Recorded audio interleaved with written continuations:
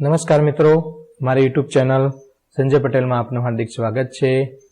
મિત્રો, આજે આપણે ધોરણ 8 વિષય છે વિજ્ઞાન, તેનો પાઠ 8, પાઠનું નામ છે કોષ રચના અને કાર્યો। તેના સ્વાધ્યાયન પોથીના પ્રશ્નોના જવાબની ચર્ચા આજે આપણે આ વિડીયોની અંદર કરવાના છીએ। જો તમે હજુ સુધી મારી ચેનલને સબસ્ક્રાઇબ ના કરી હોય તો સબસ્ક્રાઇબ કરો, વિડીયો સારો લાગે તો લાઇક કરો અને બેલ નોટિફિકેશન આઇકોન ઓન કરો, જેથી મારા તમામ પાઠની વિડીયો તમારા સ્ક્રીન પર મળતા રહે। તો ચાલો શરૂ કરીએ ધોરણ 8 નો પાઠ 8, કોષ રચના અને કાર્યો। પ્રશ્ન 1, ખાલી જગ્યા પૂરો। પહેલી ખાલી જગ્યા છે સ્નાયુ કોષ ત્રાકાકાર રચના ધરાવે છે। બીજી ખાલી જગ્યા છે મનુષ્યનો ચેતાકોષ લાંબા શાખિત આકાર ધરાવે છે। ત્રીજી ખાલી જગ્યામાં આવશે સજીવ કોષમાં સમગ્ર સંઘટકને કોષનું કોષ કેન્દ્ર કહે છે।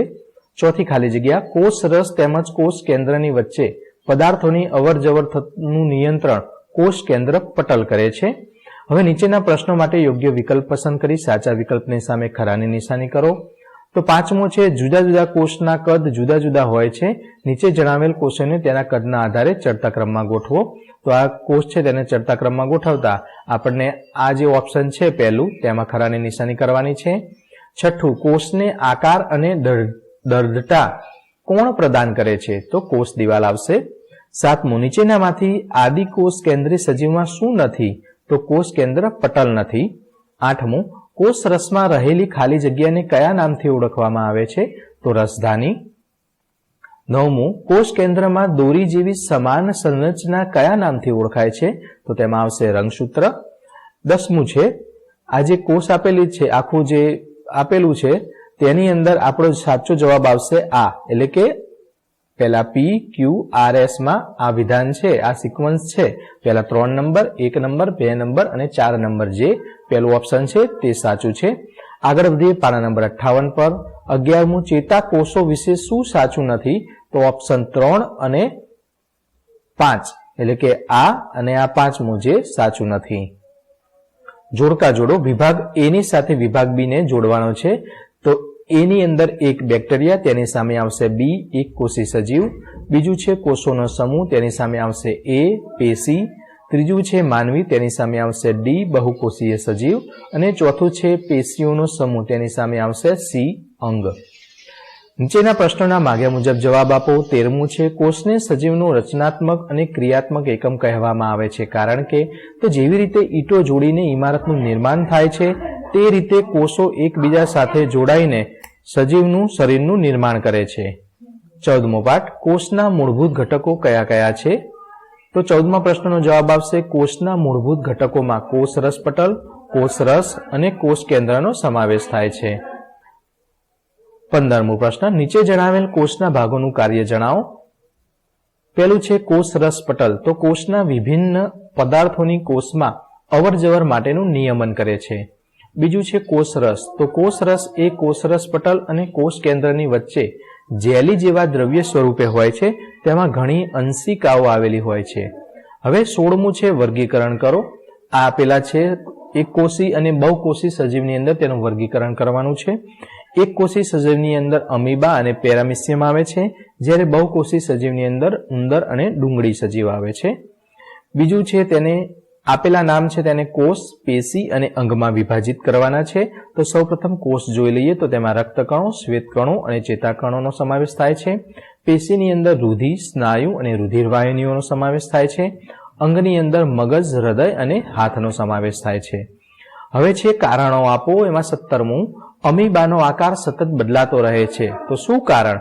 તો અમીબા એક કોષીય સજીવ છે જે ખોટા પગ દ્વારા ખોરાક ગ્રહણ કરે છે, તેનો ચોક્કસ આકાર હોતો નથી। આગળ પાના નંબર 60 પર 18મું, રીટાની આંખોનો રંગ તેની દાદીના આંખોના રંગને મળતો આવે છે, તો કારણ કે મનુષ્યમાં આવેલા રંગસૂત્રોના કારણે આનુવંશિક લક્ષણો પિતૃ પેઢીમાંથી બાળ પેઢીમાં ઉતરી આવે છે।